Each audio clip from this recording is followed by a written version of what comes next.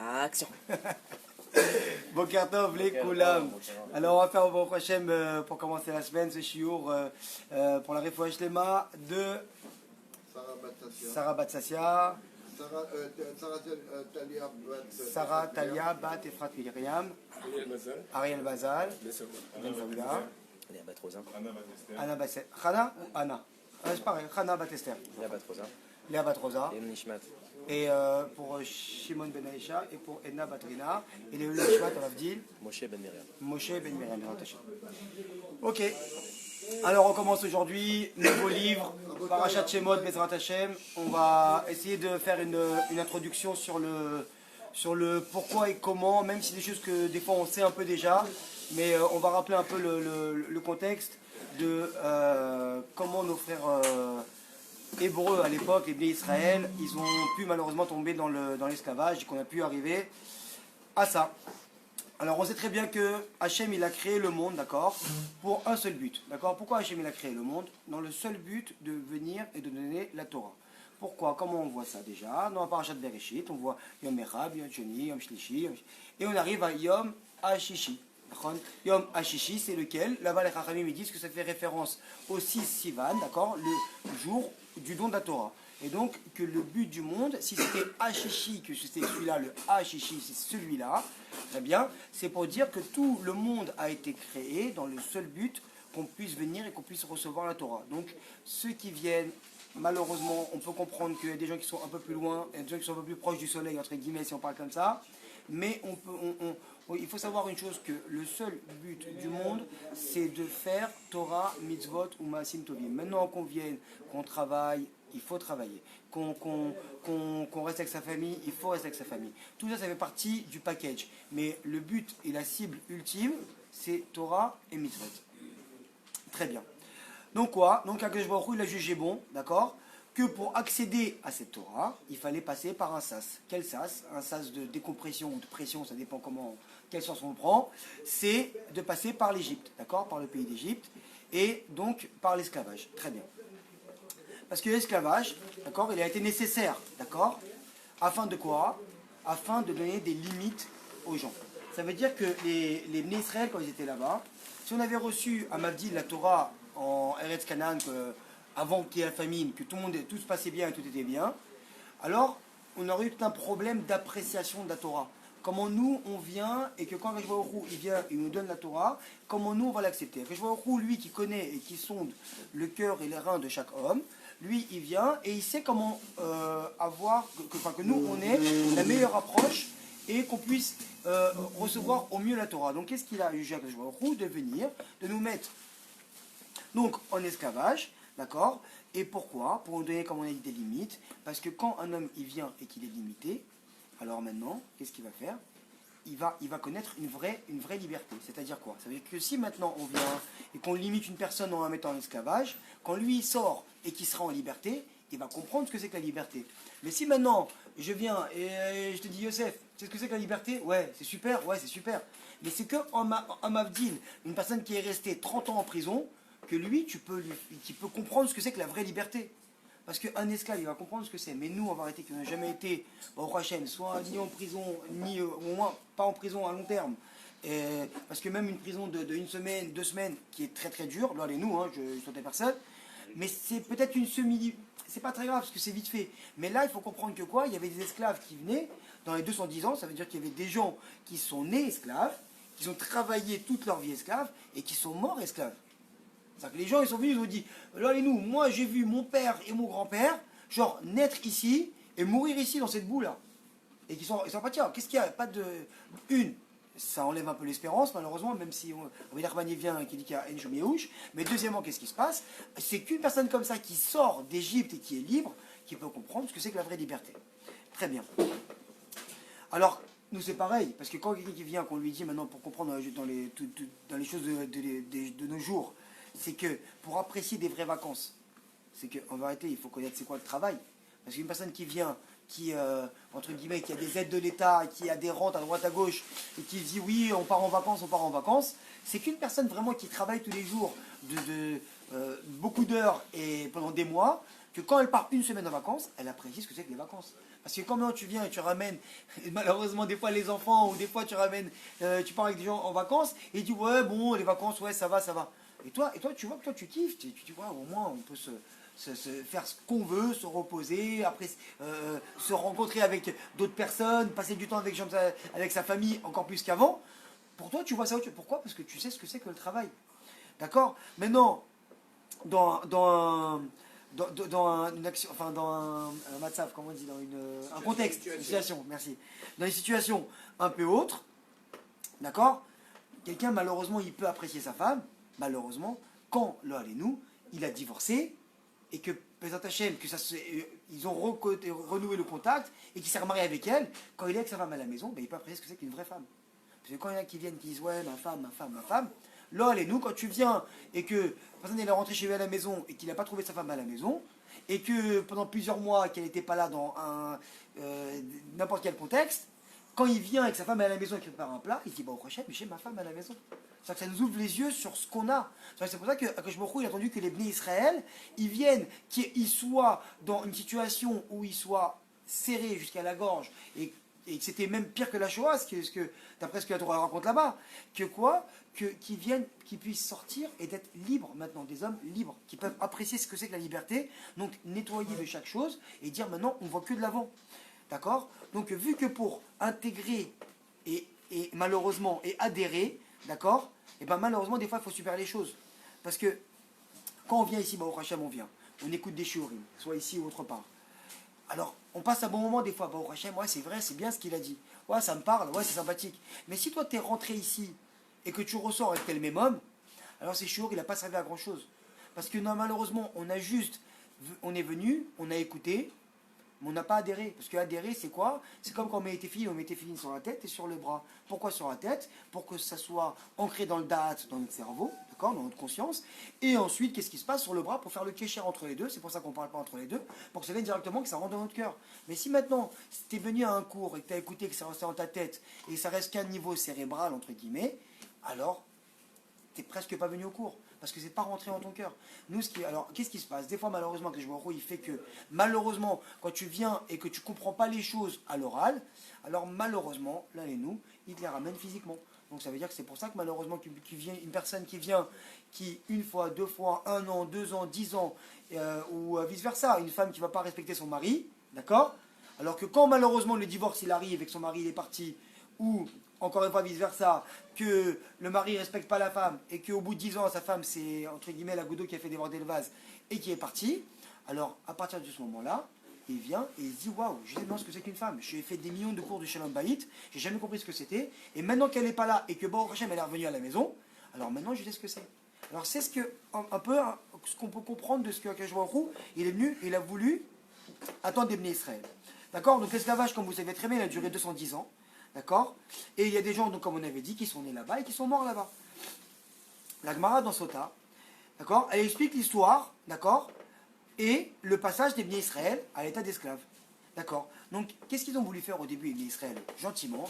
Malheureusement, c'est le grand Yetzirara de chaque juif en galoute, c'est de devenir plus goy que le goy, quoi. Ça veut dire que qu'est-ce qui se passe? Quand Pharaon est venu, il a demandé, venez m'aider à construire des villes, on est tous arrivés.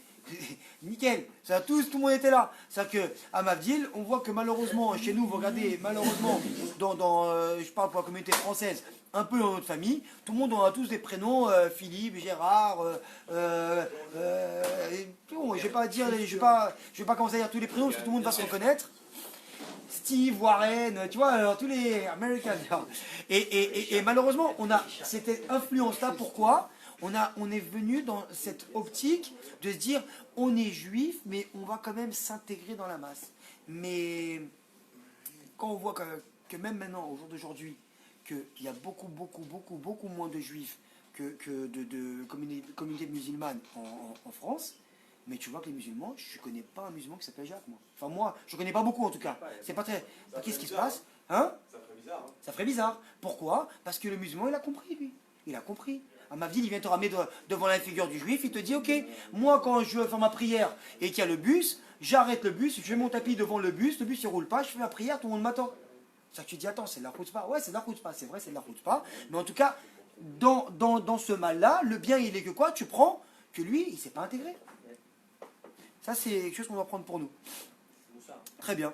Donc alors quoi? On va essayer de comprendre un petit peu pourquoi l'esclavage, pourquoi la source. On va commencer un peu à révéler là-bas, mais on va essayer de gratter un petit peu plus loin. D'accord? Et on voit que quoi? Qu'on rappelle la sortie d'Égypte, d'accord, en tous les événements. Hein, Yom HaShishi, quand vient le Shabbat, le matin, dans les schémas, partout, dans tous les événements de la vie d'un juif, chaque fête, généralement, on ramène la sortie d'Égypte. D'accord? Alors maintenant, on va comprendre un peu pourquoi. Parce que c'est la base, on est allé en Égypte pour faire des réparations, pour pouvoir justement nous récupérer la Torah, comme on a dit tout à l'heure. Et on sait déjà qu'à la base, Adam Arishon, combien de fautes il a fait Adam Arishon? Alors on dit qu'il a fait une faute, d'accord? Mais là-bas, les Farshim, ils ramènent dans autre part, j'ai pas ici la source exacte, mais ils ramènent, je l'ai pas noté, ils ramènent que quoi? Que Adam Arishon et Chava, ils ont fait 3 fautes. Quelles 3 fautes ils ont fait? Avodah Zara, Gilui Arayot, Shfichut Damim.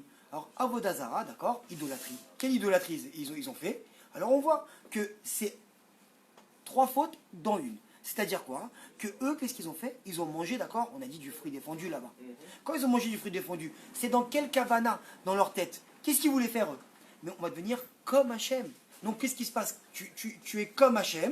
Donc c'est plus Hachem qui est une entité seule et unique, c'est qu'il y a Hachem et il y aura nous, il y aura autre chose. Donc ils ont fait là-bas Avodah Zara, d'accord? Idolâtrie. Très bien. Ils ont fait là-bas aussi Gilui Arayot. C'est quoi Gilui Arayot? Pour ceux qui ne le savent pas, au niveau de la Kabbalah, c'est quoi? C'est que c'est marqué là-bas. C'est quoi la faute? C'est que le Nachash, il est allé avec Rava. C'est ça la faute. La faute, c'est que le Nachash, il est parti avec Rava. Il a été avec elle. Et de qui est sorti de là? C'est marqué dans certains commentaires que Caïn est sorti de là. Très bien. Donc Caïn est sorti de là. Donc qu'est-ce qui s'est passé? Il y a eu là-bas Gilui Arayot. Donc la débauche. Alors très bien. Et Mechila, je finis. Et il y a aussi là-bas, Shfichut Damim, d'accord, qu'on a versé le sang, d'accord, la mort. Pourquoi? Parce que quand Adam Arishon, il a fait cette faute-là, ok, qu'est-ce qui s'est passé? Il a ramené la mort dans le monde. Très bien. Donc ça, déjà, c'est la base de pourquoi les Bnei Israël, pourquoi les hommes, déjà, à la base, pourquoi l'homme, il est sorti avec quelque chose à réparer. Déjà, c'est ça. Déjà, il faut comprendre qu'on est sorti, déjà, intrinsèquement, au jour d'aujourd'hui, chaque personne qui vient, qui est née, on vient pour réparer la faute qui s'est passée là-bas avec Adam Arishon et Chava. Malheureusement, ils ont commis très peu de fautes, c'était tzadikim, presque gmourim, mais malheureusement, vu que c'était la faute originelle, une des fautes qui s'est passée là-bas, donc qu'est-ce qu'il y a? On est venu et on doit faire cette réparation de là-bas. Qu'est-ce que tu veux dire, mais rapidement, si ça ne te dérange pas? Ok, mais quand ok, ils sont de Adam Arishon et ça peut être du serpent. Serpent, Caïn est sorti de là-bas. C'est pour ça que Caïn c'était entre guillemets le mal, mais qui a fait Teshuva à la fin de sa vie, et Evel c'était le bien. Non, c'est pas le sujet du cours, c'est juste pour savoir. Voilà. Très bien. Alors c'était juste pour savoir, tu vois, pourquoi déjà on sort avec une réparation. Très bien. Et de là, d'accord, alors on doit maintenant, que je vois dit, vous devez passer d'accord sur cette terre afin de réparer la faute de Adam Arishon et Chava. Très bien. Alors, il y a, après, comme vous savez très bien, comme ça, on va faire aussi, des fois, les gens, ils n'ont pas la chronologie de la hiérarchie. Donc, on avait comme ça, on avait Adam Arishon, après 10 générations, on a eu Noach, et après 10 générations, d'accord, Avraham Avinu. Avraham Avinu, on va arriver comme ça, juste je vous fais un petit topo très rapide pour arriver jusqu'à Moshe pour les gens qui n'ont pas des fois le cerclage. C'est quoi? Avraham Avinu, il a eu comme fils, d'accord, Yitzhak. Yitzhak, il a eu, on parle que dans les biens, hein, il a eu Yaakov. Yaakov, il a eu les 12 Shvatim, d'accord, dont Lévi. Lévi qui a eu comme fils Kehat. Kehat qui a eu comme fils Amram, et Amram qui est arrivé à Moshe Rabbeinu. D'accord? Donc c'est pas si loin que ça. Donc la Torah, elle vient, c'est pas, ouais, mais il y a un homme par-ci, un par-là. C'est que tout est bien. Quand on vient et qu'on sait lire, on sait étudier la Torah, tout est bien modelé, mesuré, tout est à sa place. Il n'y a pas de, c'est à peu près et c'est pas à peu près. Tout est bien carré, on sait d'où on vient et comment ça vient. Très bien. Donc on a dit quoi? Qu'Abraham, il est sorti d'où? De Terach. Terach, on a déjà ramé plusieurs fois. Qu'est-ce qui se passe? Idolâtrie complète et totale. Donc il a amené du mal. Vu que c'est Abraham et c'est idolâtre son fils, Abraham, il a pris du mal de Terach. Très bien. Comme on l'avait déjà expliqué plusieurs fois, il a sorti quoi? Akadosh Baruch Hu, il est venu, il a dit maintenant, on va sortir le meilleur de ça. C'est quoi le meilleur de ça? Ça veut dire que, comme quand vous prenez un Mavdil, on prend une orange, qu'est-ce qu'on a qu'on ne mange pas? On ne mange pas la clipa, mais on ne mange pas les pépins qui sont à l'intérieur de ça. C'est quoi la clipa? Il ramène là-bas. Il ramène que c'est Ishmaël. Ishmaël, c'est la clipa qui est quand tu veux manger une orange, tu enlèves la clipa et tu la jettes. Donc qu'est-ce que tu vas garder? Tu vas garder Yitzhak. Mais Yitzhak, il va y avoir aussi là-bas à l'intérieur un tout petit peu de mal qui est resté, l'obsolète entre guillemets, qui est les pépins, d'accord? Et donc qu'il a mis chez Rivka. Et c'est pour ça que les pépins, ils sont à l'intérieur, comme Esav. Esav qui malheureusement, encore au jour d'aujourd'hui, il est un peu à l'intérieur de nous. Et c'est les pépins qu'on doit extraire de nous. Et c'est pour ça qu'il était dans une seule poche, c'était des frères jumeaux, d'accord? Et c'est les pépins qu'on doit extraire de nous. Et donc il a enlevé. Ensuite, qu'est-ce qui s'est passé? Il est resté donc Yaakov. Et après on a fait le Inyan là-bas. Donc maintenant, les 12 fils de Yaakov, ils sont arrivés là-bas en Égypte. Et c'est maintenant qu'on doit épurer les dernières fautes, donc de Adam Arishon, de tout ce qui restait, et c'est là-bas qui s'est passé. Maintenant, pourquoi on est arrivé en Égypte? Si déjà, comme vous me posez la question maintenant, je suppose dans vos têtes, que si déjà on vient et qu'on voit que à partir de Yaakov, tout est net et qu'il n'y a plus rien, on a quand même l'autre côté. Qu'est-ce qui s'est passé de l'autre côté? Rachel, Léa, Zilpa, Bila, que quoi? Que d'où elles viennent? Elles viennent de chez Lavan. De chez Lavan aussi. Donc qu'est-ce qui se passe? Il va falloir prendre maintenant tous ces fils qui sont passés, qui sont rentrés donc dans leur matrice, qui sont ressortis peut-être avec des petites, comme un morceau d'or, d'accord, qui est encore un peu impur. C'est de l'or mais il est impur. Qu'est-ce qu'on va faire? On va le prendre, on va le faire chauffer, chauffer, chauffer, chaque on va le faire fondre. Ça fait très mal pour ressortir de la pureté. Et c'est exactement ce qui s'est passé là-bas. Ce qui a fait mal, c'est l'esclavage qu'il y a eu là-bas en Égypte, à nos frères hébreux, d'accord, et ces deux-là, donc, qu'est-ce qui se passe? C'est pour ça qu'il a ramené donc, tout le Inyan là-bas de l'esclavage. Très bien. Mais Hachem... Il y a quand même ce que dit Hachem à Abraham, lors de l'Hébrite de l'Amtarim, il a dit que ta descendance sera en Égypte. Il n'y a pas une situation anticipée. Exactement. Mais qu'est-ce qui se passe? Regarde. Mais Hachem, d'accord, il avait déjà annoncé à Abraham, très bien, il lui a dit, mais pourquoi? Il y a une question. Il lui a dit que ta descendance, elle va rester 400 ans en Égypte. Très bien.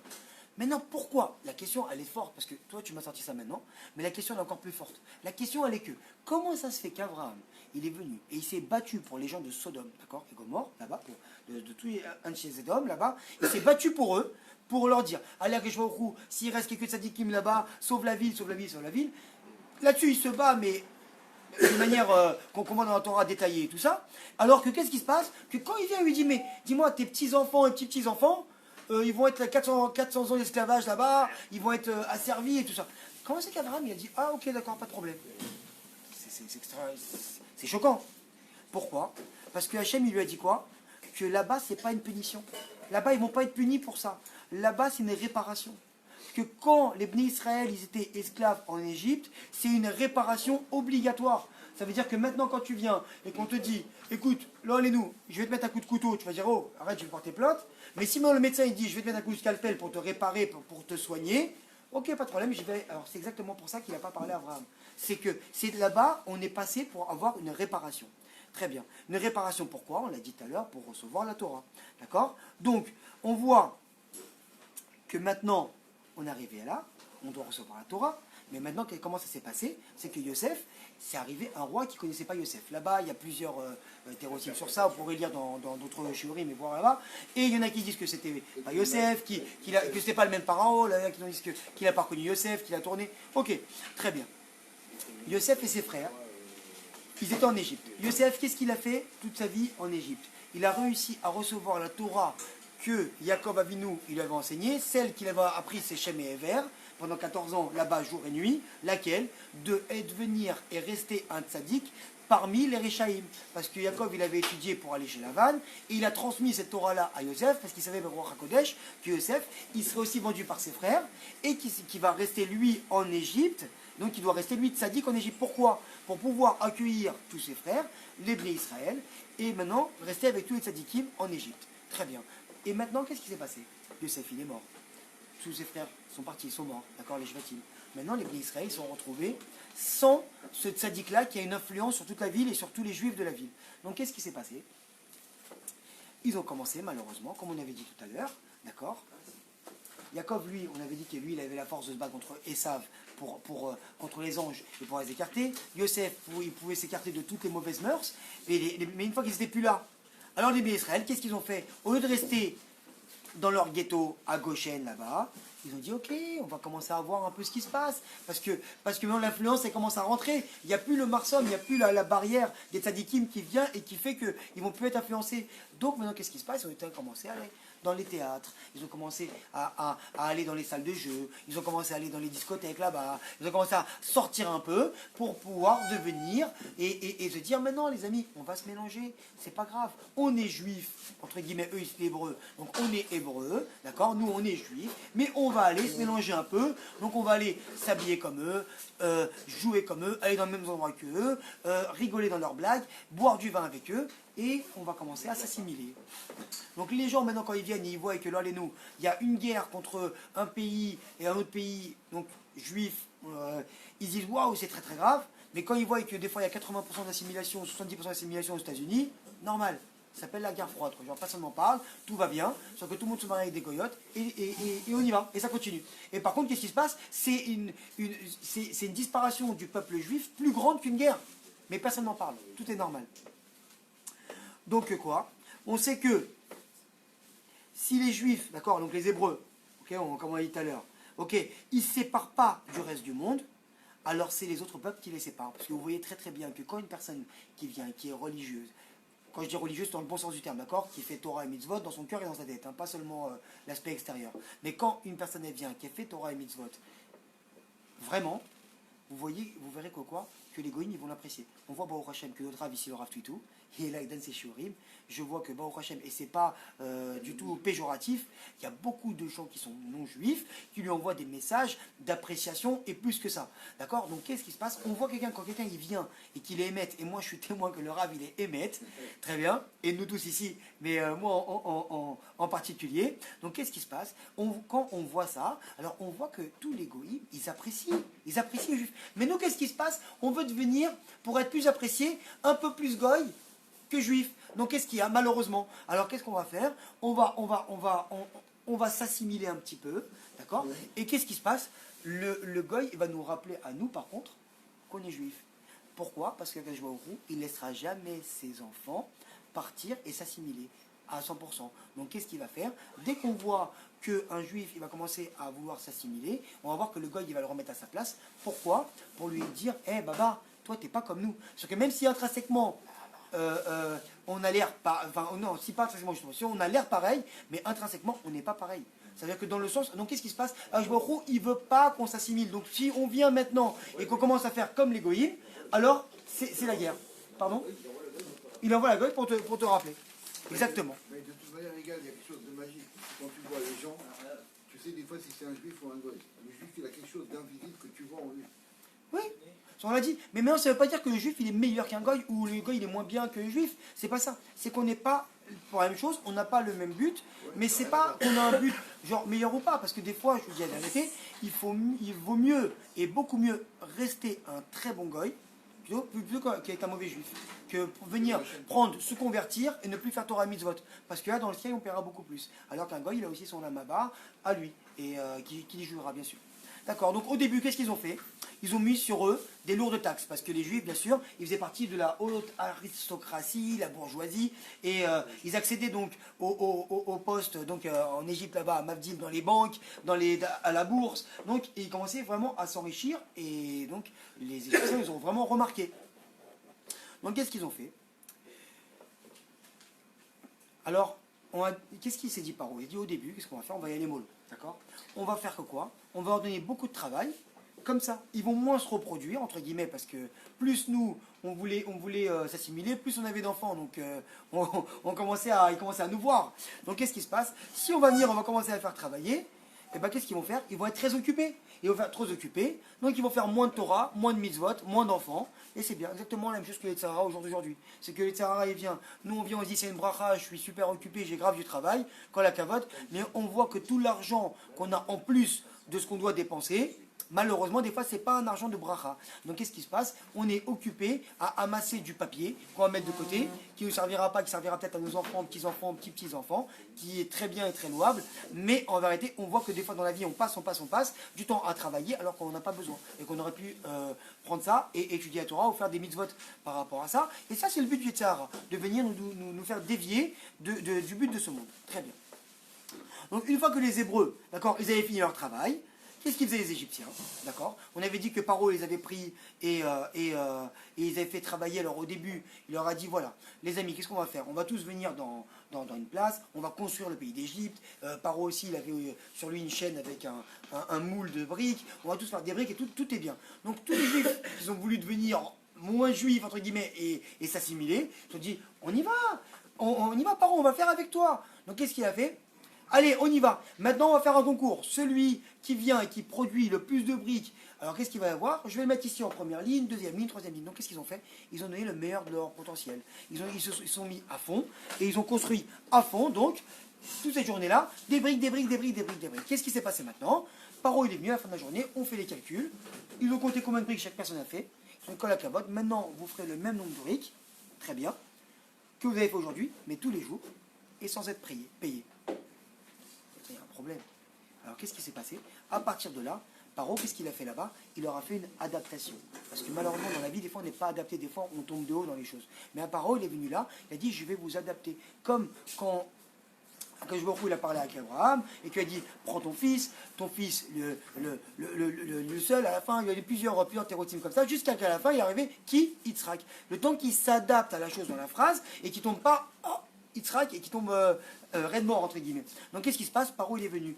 Déjà, il leur a mis des taxes. Après, eux, ils sont venus, ils ont commencé à travailler. Ils ont commencé à avoir des travaux où ils travaillaient. Les hommes, ils faisaient le travail des femmes, et les femmes, le travail des hommes, qui travaillaient la nuit, et tout ça. Et doucement, doucement, et après, il a commencé à les rendre en esclaves. Donc en fait, c'est une adaptation qu'il leur a fait, doucement. Donc nous aussi, dans la vie, on ne doit pas ni s'adapter dans le mal, et par contre s'adapter dans le bien. Quand on fait Torah et mitzvot, au début, on vient, on fait rien. Doucement, on commence à prendre telle mitzvah, après telle mitzvah, après telle mitzvah, et on avance. Pardon? C'est Venishma, exactement. Mais d'avancer doucement, doucement. C'est la personne qui vient, qui ne fait rien, et du jour au lendemain, va devenir le Raphet Sraïm, Baba Salé ou qui tu veux, c'est sûr qu'après quelques mois, elle va tomber. Donc c'est une question d'adaptation. Très bien. Alors, comment eux, ils sont venus, ils ont fait travailler gratuitement, d'accord? Donc, comme on a dit, donner du travail aux hommes qui étaient pour les femmes et évite de faire ça, d'accord? Parce que le but, d'accord, très bien, je te mettre là.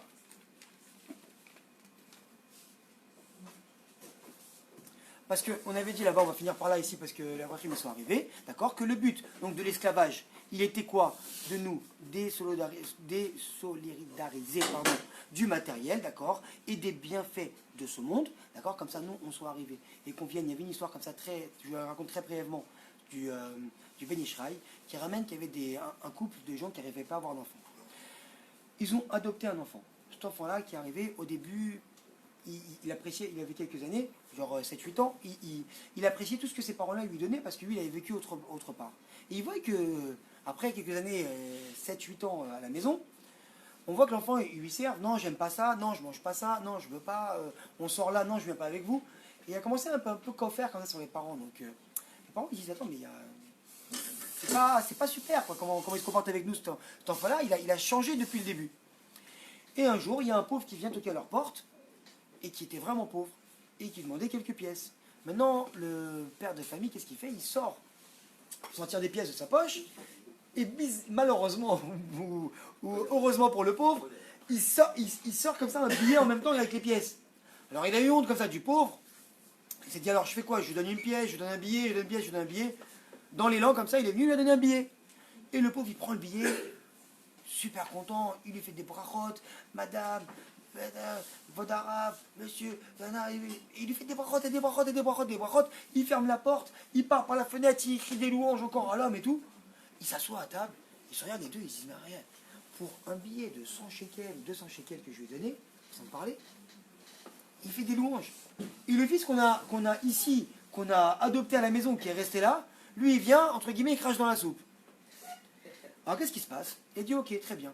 Ils ont parlé à leur fils. Le père, il a pris ce fils-là. Il lui a dit, écoute, là, ici, on t'a accueilli jusqu'à tel échelave, jusque-là. Maintenant, toi, ce que tu vas faire, c'est quoi? Prends tes affaires, quelques affaires que tu as, je te les donne, et tu vas te débrouiller tout seul dans la rue. Ce fils-là, il est parti se débrouiller tout seul dans la rue. Un jour, il dormait sous les ponts. 2 jours, il n'a pas à manger. 3e jour, il est parti faire un petit travail qu'il a réussi à avoir juste un peu de pain et manger. Et 4-5 jours comme ça, le père qui était très très riche, enfin le beau-père qui était très très riche, il a envoyé donc son servant aller rechercher ce fils-là. Et quand le fils il est revenu, il s'est assis à table, et chaque bout de pain qu'il lui donnait, chaque soupe qu'il lui servait, merci beaucoup, parce qu'il pouvait apprécier. Alors voilà, moi ce que je voulais, c'est qu'on parte de là avec une idée.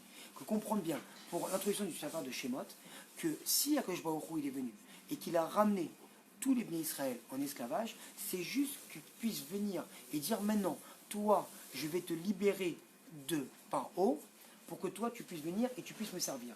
Que pas qu'un juif y vienne et qu'il dise voilà, j'étais libre avant, je faisais rien entre guillemets, d'accord, mais qu'au jour d'aujourd'hui je dois prendre la Torah et le mitzvot comme un joug. Ça veut dire que si maintenant, qu'est-ce que il nous a sorti d'Égypte, c'est pour te dire qu'avant tu venais, tu servais par haut, que tu faisais un travail qui n'avait pas de satisfaction, parce que même quand tu construisais un mur, on le détruisait devant toi, même quand tu faisais un trou et tu étais au moins pas payé mais satisfait de ton travail, on le rebouchait devant toi le lendemain, on disait de le reboucher, donc il n'y avait pas de satisfaction, il n'y avait rien.